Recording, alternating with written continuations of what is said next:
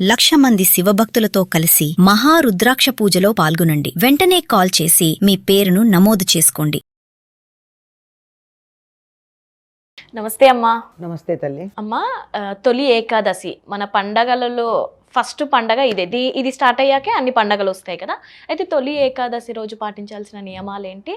అయితే ఉపవాసం అయితే ఎలా ఉండాలి? ఆ రోజు అన్నం కూడా ఇంట్లో వండకూడదు అంటారు కదా, ఎందుకు? దాని పేరే తొలి ఏకాదశి.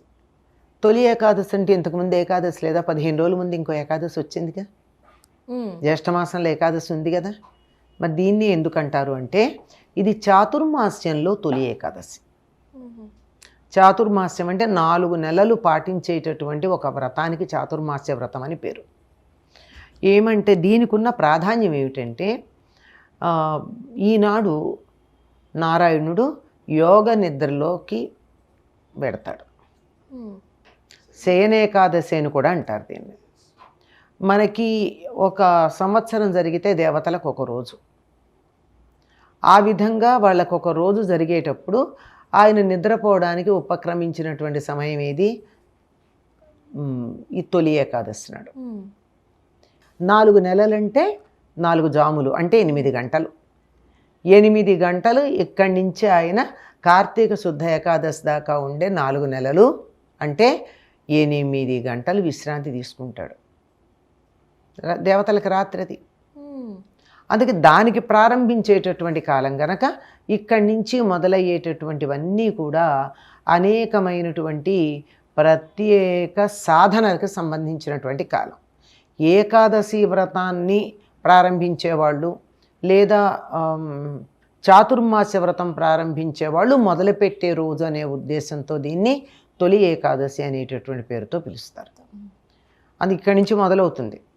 ఈనాడు విష్ణుమూర్తి యోగ నిద్రలోకి ప్రవేశిస్తాడు. కాలాన్ని భగవత్ స్వరూపంగా ఆరాధిస్తాం మనం.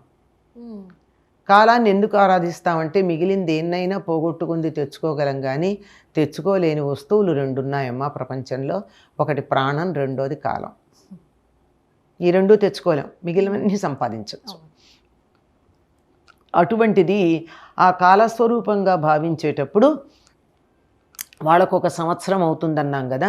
ఉత్తరాయణం అన్నది వాళ్ళకి పగలు, దక్షిణాయనం అన్నది రాత్రి.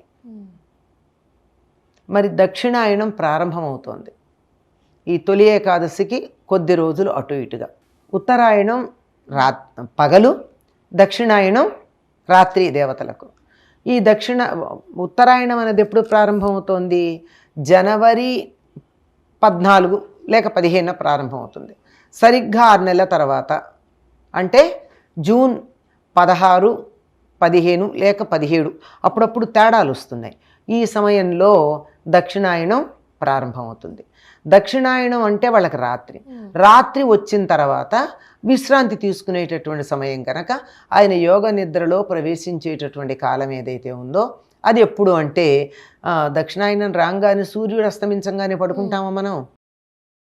కాసేపు ఆగి కదా. ఆ సమయానికి అటు ఇటుగా సరిపోయేటట్టుగా ఆయన యోగ నిద్రకి చేరేటటువంటి కాలం గనక ఆ కాలాన్ని దక్షిణాయనంగా చెప్పుకుంటాం. శయనేకాదశి అని కూడా అంటారు. ఆనాడు ఏం చేయాలి అని కదా మీరు అడిగారు. అది విష్ణువుని ఆరాధించేటటువంటి కాలం, చాతుర్మాస్య ప్రారంభం. ఈ చాతుర్మాస్యం కూడా సన్యాసులు పాటించే చాతుర్మాస్యం ఒక పద్ధతి ఉంటుంది, గృహస్థులు పాటించే చాతుర్మాస్యం ఒకటి ఉంటుంది. సన్యాసులైతే ఎప్పుడు తిరుగుతూ ఉంటారు, వాళ్ళు ఒక ప్రదేశంలో స్థిరంగా ఉండకూడదు కదా. అట్లాంటి వాళ్ళు ఈ 4 నెలలు ఒక చోట కుదురుగా ఉంటారు.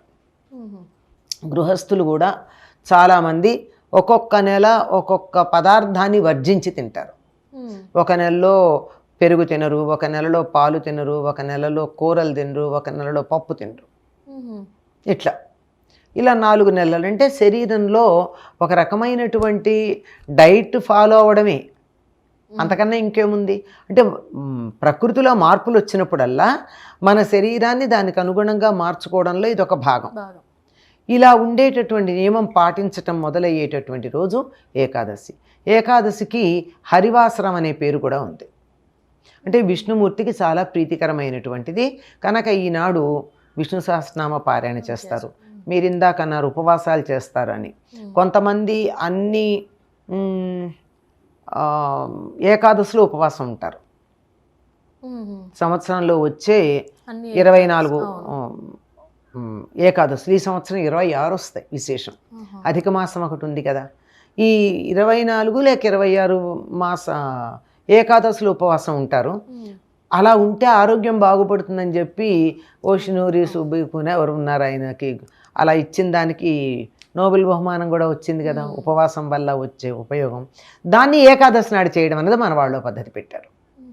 దానివల్ల ఇంకా ఎక్కువ ఉపయోగం ఉంటుంది. అంటే ఇంకొకళ్ళు ఎవరైనా నోబెల్ బహుమానం తెచ్చుకోవడానికి ఏకాదశి నాడే ఎందుకు ఉపవాసం చేస్తే మంచిది అన్న దాని మీద వాళ్ళు పరిశోధన చేసి నోబెల్ బహుమానం తెచ్చుకోవచ్చు. అంటే మనకి ఎన్ని నోబెల్ బహుమానాలు రావాలమ్మా మన సనాతన సంప్రదాయానికి, ఒక్కొక్కటిను. అలా ఏకాదశి నాడు తప్పనిసరిగా ఉపవాసం ఉంటారు. ఉపవాసం అంటే అన్నం మానేసి ఉండడం అందులో ప్రధానమైన భాగమే అని అనుకున్నా, ప్రధానం అని కూడా చెప్పడానికి ఒక భాగం. ప్రధానంగా భగవత్ చైతన్యంతో మనం కలిసి ఉండడం, ఉపాసమీపంలో వాసం ఉండడం. అంటే భగవంతుడి యందు మన మనస్సు లగ్నం చేసి ఉండేటటువంటి రోజు ఉండవలసిన రోజు ఏకాదశి. ఎందుకు అంటే ఆ రోజు తొందరగా మన మనసు ఏకాగ్రమయ్యే అవకాశం ఉంది.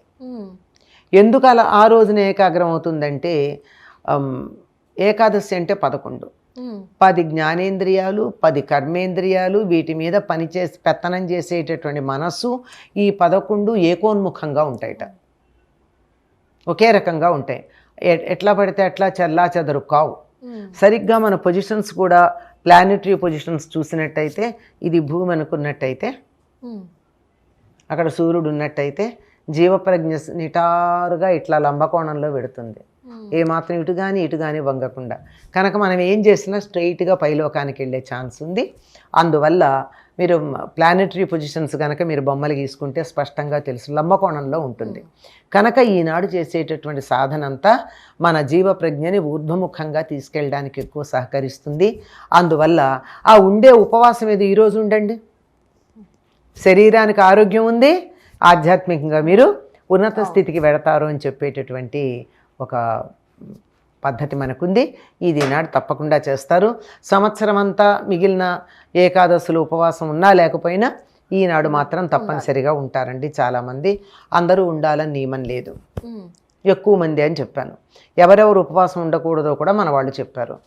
గర్భవతులు, పాలిచ్చే తల్లులు, పసిపిల్లలు, అనారోగ్యంగా ఉన్నవాళ్ళు, అప్పుడే అనారోగ్యం నుంచి కోలుకుంటున్నటువంటి వాళ్ళు, శారీరకంగా శ్రమపడాల్సిన వాళ్ళు, పొలం పనులు మొదలైన బరువైన పనులు చేసేవాళ్ళు, వీళ్ళెవరూ దేవుడికి దండం పెట్టుకుంటే చాలు ఉపవాసం ఉండక్కర్లేదు అని ఒక కన్సెషన్ ఇచ్చారు. మన సంప్రదాయం చాలా శాస్త్రీయము, హ్యూమెన్ అంటే మానవతా దృక్పథంతో చెప్తుంది మన పద్ధతులన్నీ. కనుక ఈనాడు అలా చేయాలని చెప్తారు. ధన్యవాదాలమ్మా. నమస్తే అమ్మా.